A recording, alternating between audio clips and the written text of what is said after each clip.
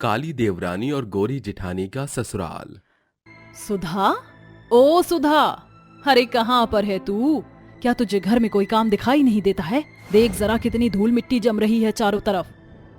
सुधा गायत्री की आवाज सुनते ही गायत्री के पास आती है और कहती है, जेठानी जी दरअसल मैंने सारी साफ सफाई अच्छे से की थी, लेकिन आप जानती ही हो बाहर कितनी धूल मिट्टी उड़ रही है, जिसके कारण घर के अंदर इतनी धूल मिट्टी आ गई।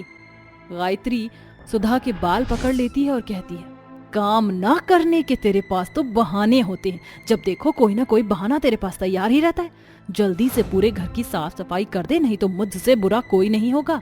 तू तो जानती ही है कल हमारे यहाँ होली मनाई जाएगी। अगर मेहमानों को इतनी गंदगी नजर आएगी तो हमारे बारे में क्या सोचेंगे? सुधा दर्द में करहा रही होती है, जेठानी जी छोड़ दीजिए मुझे, मेरे बाल छोड़ दीजिए, मुझे सर में दर्द हो रहा है जेठानी जी। गायत्री सुधा के बाल छोड़ देती है, जिसके बाद वो वहां से चली जाती है। बेचारी सुधा होते हुए घर की सफाई दोबारा से करती है। जब से मैं इस घर में आई हूँ तब से ही मेरे साथ अत्याचार और भेदभाव हो रहा है। मेरी सास मेरी जेठानी को इतना प्यार करती है, लेकिन मुझे जरा भी कुछ नहीं समझती। ऊपर से मेरे इस काले रंग और मेरी गरीबी के चलते मुझे कुछ नहीं समझा जाता। अपने मन में ये सब सोच ही रही थी सुधा कि तभी उसकी ननद शेफाली वहां से आ रही होती है। तभी अचानक से उसके हाथ से खाने की थाली गिर जाती है और पूरे फर्श पर चारों तरफ खाना बिखर जाता है। ओहो, ये क्या, मुझसे तो सारा खाना बिखर गया। तभी शेफाली की नजर सुधा के ऊपर पड़ती है। अरे ये नौकरानी यहाँ पर काम कर तो रही है, अपने आप साफ कर देगी, मैं यहाँ से चली जाती हूँ। शेफाली ऐसा सोचकर वहां से जा रही होती है। तभी सुधा उसे टोकती है, शेफाली कहाँ जा रही हो तुम? तुमने खाने की थाली ऐसे ही गिरा दी, जरा इसे साफ तो करती जाओ, मैंने अभी ही दूसरी बार सफाई की है। ये सुनते ही शेफाली को गुस्सा आता है। ओहो, तुम्हारी जरूरत कैसे हुई मुझे जाते हुए रोकने की? जब तुम यहाँ सफाई कर रही हो तो इसे भी साफ कर देना। अगर इसे साफ कर दोगी तो घिस नहीं जाओगी। लेकिन मैं तो, हाँ बस करो, मैं तुम्हारे मुंह से एक शब्द भी नहीं सुनना चाहती। पहली बात तो तुम जानती हो कि तुम्हारी इस घर में क्या हैसियत है, उसके बाद भी तुम मुझसे मुंह जोड़ी कर रही हो। अगर तुम्हारी शिकायत मैंने माँ से लगा दी तो तुम्हारी खैर नहीं। अपनी सास का नाम सुनते ही सुधा शांत हो जाती है और शेफाली से कहती है, नहीं नहीं शेफाली, ऐसा मत करो, मैं तुम्हारे हाथ जोड़ती हूँ। अगर तुमने ऐसा किया तो माँ जी मुझे बिल्कुल भी नहीं छोड़ेंगी। शेफाली ये कहीं अपने मन में सोचती है, आ गई ना लाइन पर, इसको लाइन पर लाने में तो सिर्फ 2 मिनट लगते हैं। जाओ शेफाली, तुम जाओ यहाँ से, मैं सारा साफ कर दूंगी खाना, और तुम्हारे लिए तुम्हारे कमरे में खाना भी ले आऊंगी। सुधा के कहने पर शेफाली वहां से चली जाती है, जिसके बाद सुधा घर की साफ सफाई के साथ साथ दोबारा से गिरे हुए खाने को अच्छे से साफ कर देती है। जिसके बाद वो शेफाली के लिए खाना उसके कमरे में ले जाती है कि तभी उसको आवाज आती है, सुधा, ओ सुधा, अरे कहाँ पर है तू? अरे जल्दी से यहाँ पर आ, कल मुँह ही करम जली, कोई काम ठीक से नहीं करती, इस घर में पोकट की खा रही है जब से आई है। अपनी सास की आवाज सुनते ही सुधा उसके पास पहुंच जाती है। अरे कहाँ मुंह काला करा रही थी, काली मुंह कहीं की, जब देखो यहाँ से वहाँ घूमती रहती है, तुझे तो कोई काम ही नहीं है इस घर के अंदर। माँ जी आप तो नॉन स्टॉप सुनाती ही जा रही हो, आखिर बताओ तो सही मैंने क्या किया है? अरे ये पूछ क्या नहीं किया तूने, कभी तो खाना तू स्वादिष्ट नहीं बनाती। अरे ये दाल है या फिर पानी, इतनी बेस्वाद दाल मैंने जिंदगी में कभी नहीं खाई। माँ जी रसोई में जीरा प्याज और तड़का मारने की सभी चीजें खत्म हो गई थी, इसलिए मैंने सादा सिंपल दाल बना दी। अरे मैंने माना कि तू गरीब घर से आई है, इसका मतलब ये नहीं कि हम लोगों को भी गरीबों जैसा खाना खिलाएगी। अभी कभी ये दाल ले जा और इसको अच्छे से छौंक कर ला। उर्मिला के हाथों से कटोरी ले जाकर सुधा रसोई में पहुंच जाती है और सारी दाल अच्छे से फ्राई कर देती है। जिसके बाद वहां पर गायत्री आ जाती है और उससे कहती है, ओहो देखो तो सही इस कमबख्त को, इसकी जुबान चुटकारे मांग रही। अरे इस घर का राशन क्या फोकट का आता है जो अपनी जुबान के लिए दाल में तड़का लगा रही है? जिठानी जी ये तो मुझे, हाँ सोच ले एक नया बहाना, दोबारा सोच ले, जब देखो कोई ना कोई बहाना तेरे पास तैयार रहता है।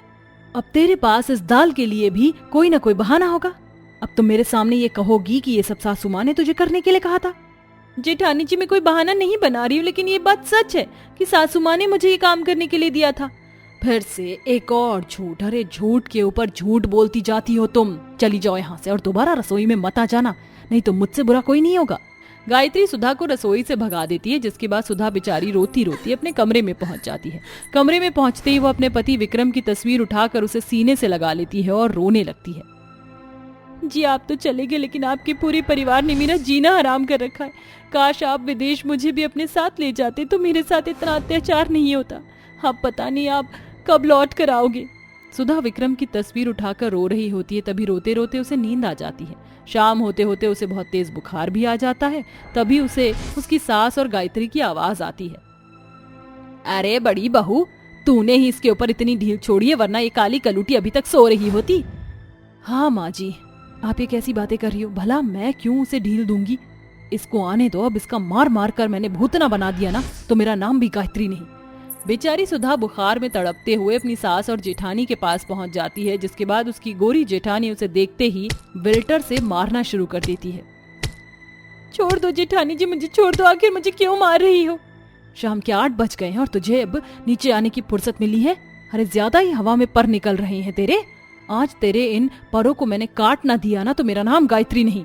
जेठानी जी, मुझे बहुत जोरों से बुखार हो रहा था, जिस कारण मेरी आंख न खुल पाई। मुझे माफ कर दीजिए, मुझे छोड़ दीजिए, मुझे दर्द हो रहा है। जब से ये काली सियापन इस घर में आई है, तब से ही सब कुछ उल्टा सीधा हो रहा है। आज इसे मार कर हमारे घर के पीछे ही दफना देते हैं, जिसके बाद इसका किस्सा हमेशा हमेशा के लिए खत्म हो जाएगा। अरे नहीं माँ जी, कल होली है और मैं इसके खून के रंग से अपने हाथ नहीं रंगना चाहती। होली खत्म होने के बाद मैं इसे रास्ते से बिल्कुल साफ कर दूंगी। इतनी पिटाई खाने की वजह से बेचारी सुधा बेहोश हो जाती है। तभी उर्मिला उसके मुंह पर पानी डालती है, जिसके चलते उसे होश आ जाता है। जल्दी से उठ जाओ और जाकर हमारे लिए खाना बना कर लाओ, नहीं तो तू अच्छे से जानती है हम तेरे साथ क्या करेंगे। बेचारी सुधा अपनी सास और जेठानी के अत्याचारों को सहन करती हुई रसोई में जाती है और सबके लिए खाना बनाती है, जिसके बाद सभी लोग खाना खाकर अपने कमरे में सोने चले जाते हैं। लेकिन बेचारी सुधा के लिए खाने का एक दाना तक नहीं बचता और वह बुखार में तड़पती हुई अपने कमरे में सो जाती है। अगले दिन होली का त्योहार होता है और सुधा घर के काम कर रही होती है कि तभी पीछे से गायत्री सड़ी हुई दाल बाल्टी में भरकर लाती है और सुधा के ऊपर गिरा देती है। अरे ये आपने क्या किया जेठानी जी? मेरे सारे कपड़े गंदे हो गए। बुरा न मानो, होली है। अब तू जैसी निकम्मी के ऊपर महंगे महंगे गुलाल तो खर्च नहीं कर सकती, इसलिए तेरी औकात के अनुसार ये सड़ी हुई दाल से ही तेरे साथ होली खेलना सही होगा। गायत्री ऐसा कहकर सुधा की बेबसी और उसकी हालत के ऊपर हंस रही होती है। तभी वहां उर्मिला भी आ जाती है और इस सारे के मजे लेने लगती है। लेकिन तभी विक्रम उसी समय आ जाता है और अपनी पत्नी की हालत और दुर्दशा देखकर हैरान रह जाता है। ये सब यहाँ क्या चल रहा है? ये सब मैं अपनी आंखों से क्या देख रहा हूँ? माँ भाभी, आप दोनों ये मेरी पत्नी के साथ क्या कर रही हो? गायत्री और उर्मिला इससे पहले विक्रम को भड़काती सुधा फौरन अपने पति के गले लगकर उसे अपने साथ हुए सारे अत्याचारों के बारे में बता देती है, जिसे सुनकर विक्रम को बहुत गुस्सा आता है।